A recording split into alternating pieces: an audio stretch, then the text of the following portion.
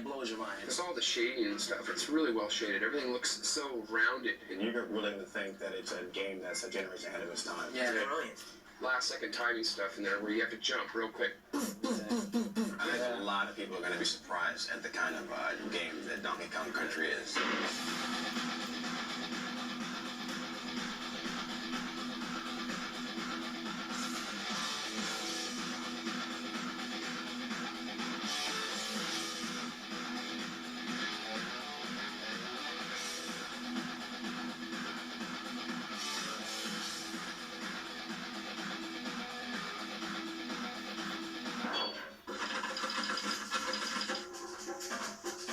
Here we are today on our way to Redmond, Washington to take an exclusive insider's look at Nintendo's new revolutionary yet unreleased game, Donkey Kong Country. Where do they get a load of us? Guys, we finally made it. Nintendo of America, the fortress. Let's find out what Donkey Kong Country is all about. Let's go inside. Let's do it. Hey, it's Ken Lobb, development manager. Hey man, how's it going? Donkey Kong Country, how you doing? Ken, what is the deal with this here? Yeah, we get a lot of letters and they like to put pretty pictures on the front envelopes, so we'll like stick it on the wall, you know? So, Ken... You want a map?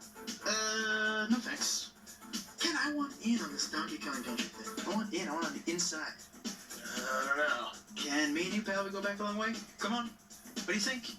Old time's sake? Okay, I'll take you to the treehouse. The treehouse? God, I hope there's no climbing involved. Here it is. What's the password? Diddy. Password? Diddy? Yeah!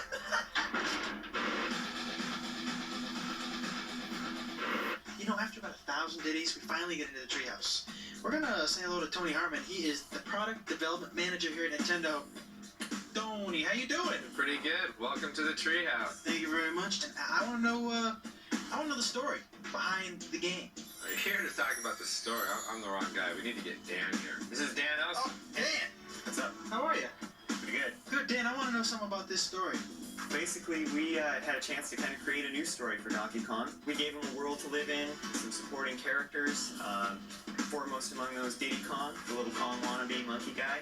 Kong wannabe? He's a cool little dude who follows Kong around, tries to be just like him. The story actually picks up with Diddy sitting in the jungle guarding the banana horde. No sooner does the storm start, nightfall, Kremlings come, stuff Diddy. Kremlings? What are... Kremlings are the tribe of evil reptilian beings who inhabit the island, and they're very envious of Kong's bananas stockpile. As we all are. Yes, as anyone would be. Yeah. And they stuff Diddy in the barrel, punt it in the bushes, grab all the bananas, and pick off the loot. Donkey wakes up and... Next day, Kong wakes up, where's my bananas? He goes out to find him. Rescue his little buddy, find out where he is. But Kong's angry, he's got his little buddy back, but he needs his bananas. So we get the Kremlins, we get Diddy, and we get the big fella. Tony, did you have a favorite character? Are there more characters in this? There's a lot of characters. I like the whole Kong family. We got Cranky. Cranky's the star of the original Donkey Kong game. Still alive, is he? Dad or grandfather played that game. Oh, wow. Then we also have Funky Kong. Funky's kind of the California surfing kind of. Funky Kong. Yeah, he runs nice. Funky Flights, and the Funky Flights allow you to fly around different parts of the game. We also got Candy Kong. Candy Kong is Donkey Kong's love interest. Okay, good. I was wondering, maybe I could take a look at the game? Yeah, sure. Right over here. These guys are so easy. Yeah. This is our these guys test Donkey Kong Country for a living. We have hundreds of areas in Donkey Kong Country, and these guys have to play each area probably 100, 200 times each, weeding out all the bugs. This is a prototype board. There's 8 chips on this, 4 meg each, which makes it a 32 meg game, the biggest game ever. This 32 megs allows us to do a variety of action and a variety of backgrounds. We have snow levels, jungle levels, The pyramid type level. pyramid levels, cave Scaffolding levels, level. The forest levels. Industrial level. Underground, factories, all kinds of a lot of bizarre different places that you wouldn't expect to find on an island. Yeah, it does. We've got a bunch of guys that call it goodies. These guys help you out. We got Ramby, who's a rhinoceros who bashes through some walls, helps you find some hidden areas. We got Winky the frog. He's bad. He can jump on top of electricity. Yeah, we got Espresso. That's an ostrich, flying ostrich with these little bitty wings that goes flapping along the top of the screen. We have a lot of other special effects we do as well. The snow level, we have 12 different layers of snow going back and forth. We have forest levels with parallax scrolls for dimension in the game. Well, how did this project get started? Visited my friends at Rare. Rare's been working with Nintendo for a number of years, and Tim Stamper, the head creative person there, was telling me about an idea he had to make a game out of fully rendered characters. Tim, I was just curious as to how you made them look so real. Because we're based in Twycross, we have a zoo about 2 miles away. Ah, you went to the zoo. The zoo, yeah, and had a good look at the gorillas and the monkeys, and with video cameras, it was pretty funny. Hey, big fella. Hey, there's Diddy. Diddy Donkey. Oh, get it out of the way, Diddy. How's it feel to be a prototype, fellas? Using advanced computers to produce a 3-dimensional model that we can display on a computer screen. So, what do we got to eat here? Well, today we got the cream of banana soup, the banana and peanut butter sandwich. Hey, your name is George, George Eckert from Stunt Race FX. I was wondering if you can help me out a little bit in explaining the game.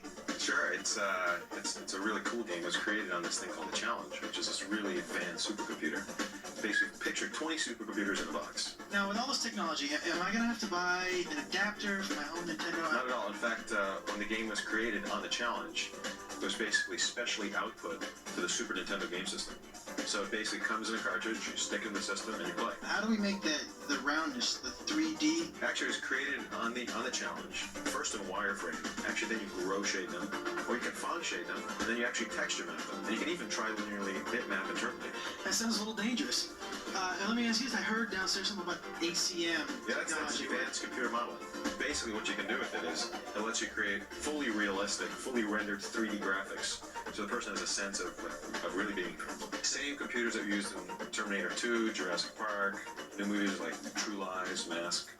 A year and a half later, we're closing on the finish of the game. Alright, here we are. We're about to talk to two guys who play this game 24 hours a day, 7 days a week. And guess what, folks? They get paid.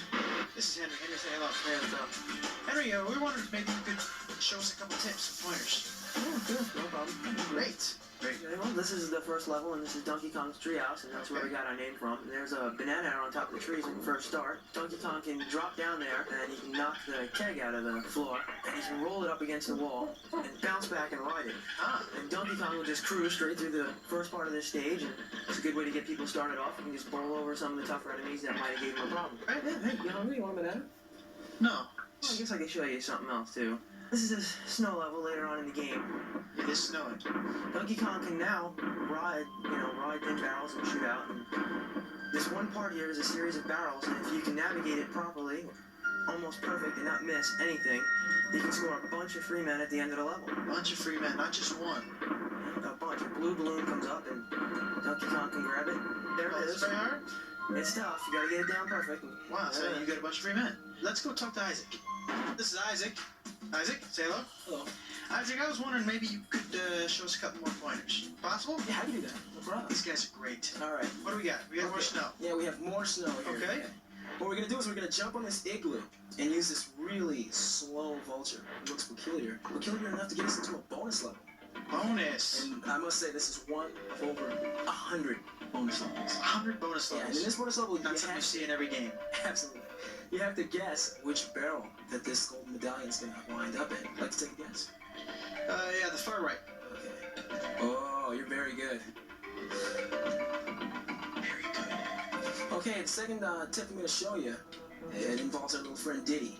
Diddy. Yeah, Diddy's the cool guy. You walk over to this little thing here, you jump on top of it, you're gonna grab that rope, let the rope take you over, jump right on top of that little stump in the ground, pick up the TNT, walk over to this oil can, blow it up, and fall right into another bonus level. Now what you want to do in this bonus level is jump out of this canister, out of this little can, and grab the balloon. So we have some pointers now. Good thing you came with us. Because you learned some things today that, boy, you're not going to learn just anywhere else. You thought it was going to be a waste of your time, didn't you? Fried green bananas. Bananas out rotten. Video game music should draw you into the game. In Donkey Kong Country, we had graphics that were way beyond anything else that's ever been done. We were also hoping to get some music better than anything that's ever been done. This music, for example, is very upbeat, fits with the jungle. It's an early level. The level's not very hard. The music is kind of nice. Okay, now here we have the music that goes with the water level.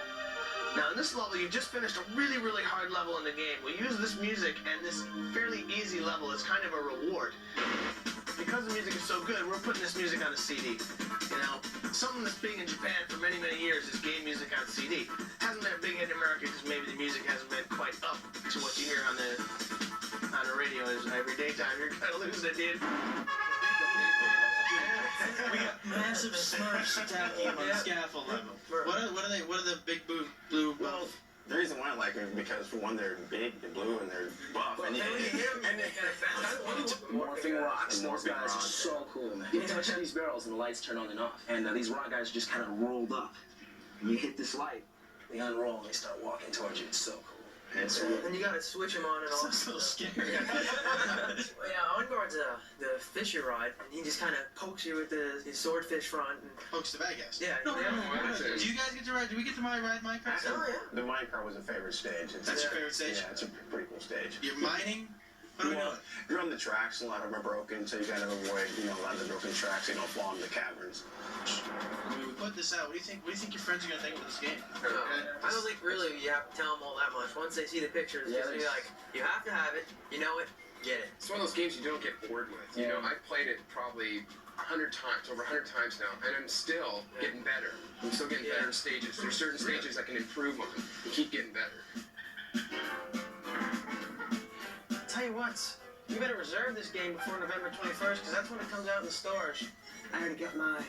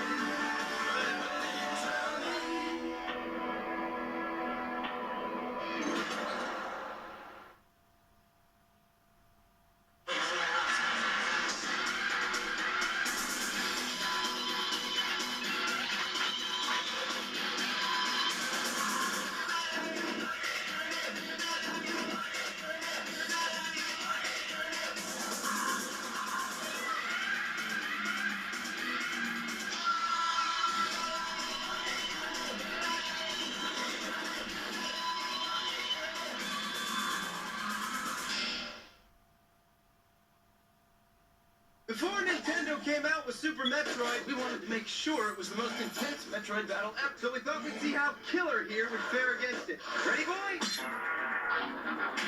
That's 64 megs worth of weapons, worlds, and weirdos old killer's up against. Nintendo's biggest game ever.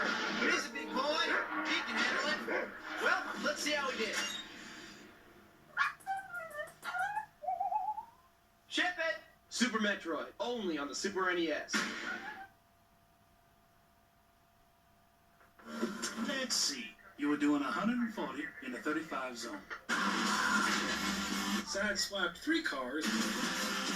I believe this bumper belongs to you. Destruction. Carnage. Oh, you didn't use your turn signal, son. I'm gonna have to write you up for that last one. Stunt Race FX with a Super FX chip for multi-dimensional visual weirdnicity, only on the Super NES.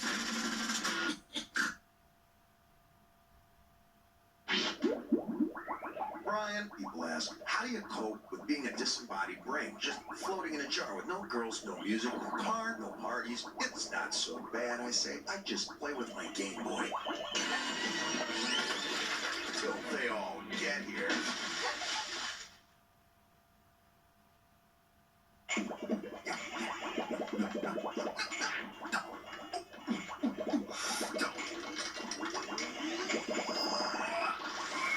This Tetris 2 is giving me a headache.